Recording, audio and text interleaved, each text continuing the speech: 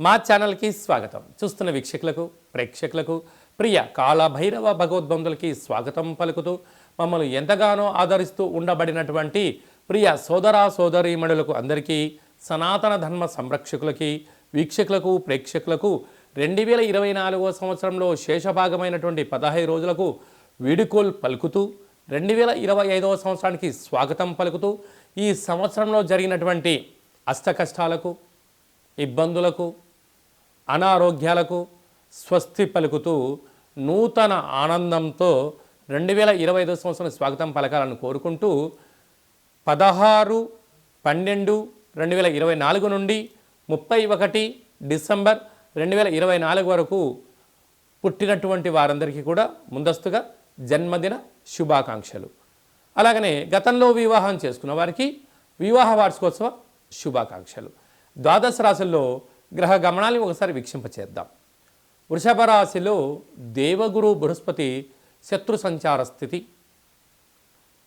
కర్కాటక రాశిలో కుజ సంచార స్థితి, కన్య రాశిలో కేతు సంచార స్థితి, వృశ్చిక రాశిలో బుధ సంచార స్థితి, ధనుస్సు రాశిలో రవి సంచార స్థితి, మకర రాశిలో శుక్ర సంచార స్థితి, కుంభరాశిలో శని భగవానుడు స్వక్షేత్ర సంచార స్థితి, మీనరాశిలో రాహు సంచార స్థితితో గ్రహ గమనాలు ఈ విధంగా ఉన్నాయి.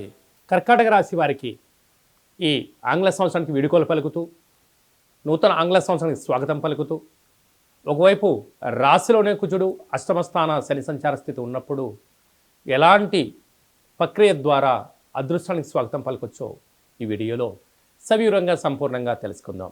కర్కాటక రాశిలో ఏ ఏ నక్షత్రాలు ఉంటాయనగా పునర్వసు నక్షత్రంలోని చివరి పాదం 4వ పాదము, పుష్యమి నక్షత్రంలోని 4 పాదాలు, ఆశ్లేష నక్షత్రంలోని 4 పాదాలు కలిపితే కర్కాటక రాశి. చాలామందికి పుట్టినటువంటి కాల సమయంలో డేటా బర్తులు సక్రమంగా లేని కారణం చేత పేరు యొక్క మొదటి అక్షరాన్ని అనుసరిస్తూ ఆ రాశిని తెలుసుకునే ప్రయత్నం చేద్దాం. హి, హు, హే, హో, డా, డి, డు, డే, డో అక్షరాల వారందరూ కూడా కర్కాటక రాశి జాతకులే. కర్కాటక రాశికి అధిపతి చంద్రభగవానుడు.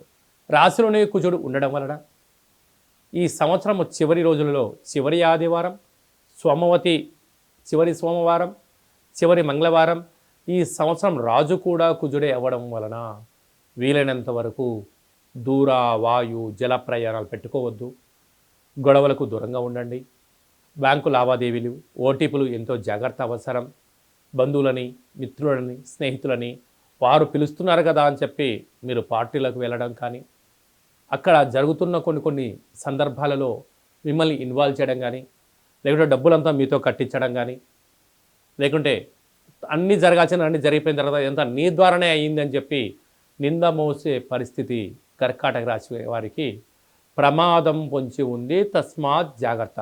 రాశిలోనే కుజుడు ఉండడం వలన కుజదోష ప్రభావము అని చెప్పి కూడా మీరు గమనించాలి. అది కాకుండా తృతీయంలో కేతు సంచార స్థితి ఉండడం వలన మీ క్షేమాన్ని ఎవరైనా చెప్పినట్లయితే వినే ప్రయత్నం చేయండి. అది ధర్మ మార్గం అనిపిస్తే ఆచరించండి.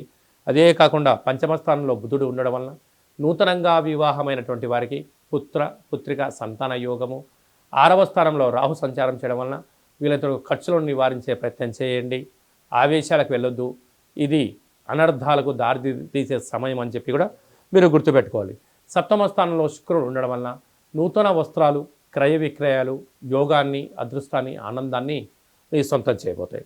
అష్టమంలో శని భగవానుడు ఉండడం వలన నీటిలో దూకడాలు కానీ మితిమీరిన వేగంతో వాహన ప్రయాణాలు కానీ అప్పులు ఇవ్వడం కానీ అప్పులు తెచ్చుకోవడం కానీ రెండుటి చేయకపోవడం ఉత్తమవుతాం. భాగ్యస్థానంలో రాహు సంచార స్థితి ఉండడం వలన ప్రేమికులు ఎంతో జాగ్రత్తగా ఉండాలి. భార్యాభర్తలు ఒకరిపైన ఒకరు ప్రేమానురాగం నమ్మకం అవసరం అని చెప్పి కూడా గుర్తుపెట్టుకోగలరు. ఏకాదశిలో గురువు ఉండడం వలన సత్కర్మ చైవ సత్ఫలిత, దుష్కర్మ చైవ దుష్ఫలిత అన్నట్టుగా మీరు మంచి పనులు చేయడం వలన గతంలో ఇప్పుడు మంచి ఫలితాలు వస్తాయి. ఇప్పుడు ఏమైనా ఇబ్బంది చేస్తే రాబోయే కాలంలో ఇబ్బందికి గడ్డు కాలం అని చెప్పి గమనించాలి.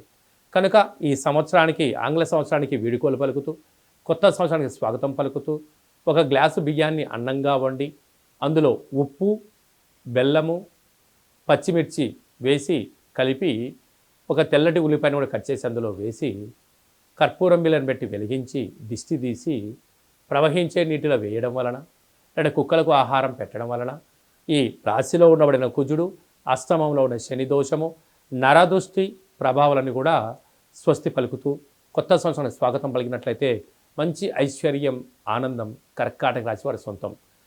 ఏం చేయాలి అనేటువంటి కుదరకపోతే ఈ కింద మనం సంప్రదిస్తున్నట్లయితే వీడియో కాల్ ద్వారా మీకు పూజా కార్యక్రమం చేయించి ప్రత్యక్ష ప్రసాదం చూపిస్తూ మీకు ఆనందానికి, ఐశ్వర్యానికి స్వాగతం పలకడానికి ఏర్పాట్లు చేయడం జరిగిందని కూడా గమనించాలి. ఈ 2024 సంవత్సరానికి మన స్వస్తి పలుకుతూ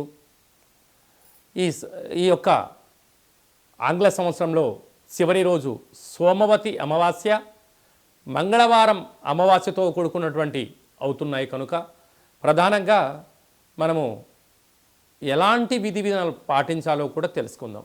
ఎందుకనగా ఇయర్ ఎండింగ్ అనగానే మనకు 25వ తారీఖు నుండి హాలిడేస్ రావడం, అందులో సంవత్సరంలో చివరి ఆదివారం, చివరి సోమవారం, చివరి మంగళవారం.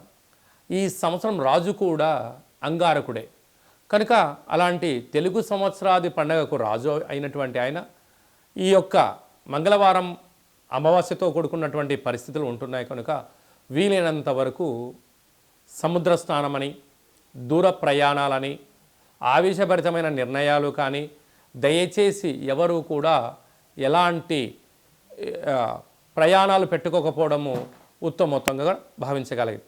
ఎందుకనగా సంవత్సరపు చివరి రోజులలో దాన్ని శేషము అంటారు కనుక అందులో అమావాస్యతో కూడుకున్నటువంటి సోమవారం అమావాస్య వస్తే దాన్ని సోమవతి అమావాస్య అని, మంగళవారం మిగులు ఛాయలు ఉన్నాయి కనుక అమావాస్యతో కూడుకున్న మంగళవారం అవ్వడం వలన ఆవేశభరితమైన నిర్ణయాలకు ఇది సరైన సమయం కాదులని, విందులని, వినోదాలని పాల్గొంటున్నప్పుడు ఎన్నో జాగ్రత్తలు అవసరం.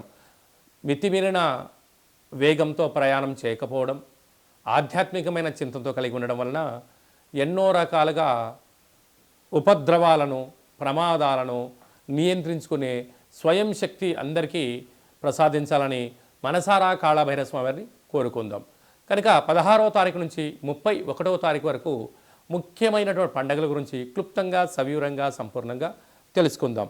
23వ తారీఖున బహుళాష్టమి సోమవారము ఉత్తరా నక్షత్ర సందర్భంగా కాళభైరవ స్వామికి స్మరణ, ధ్యానము, పూజా కార్యక్రమంలో పాల్గొనడం వలన మనకు సకల అష్టకష్టాలు తొలగిపోతాయని చెప్పి కూడా గమనించాలి.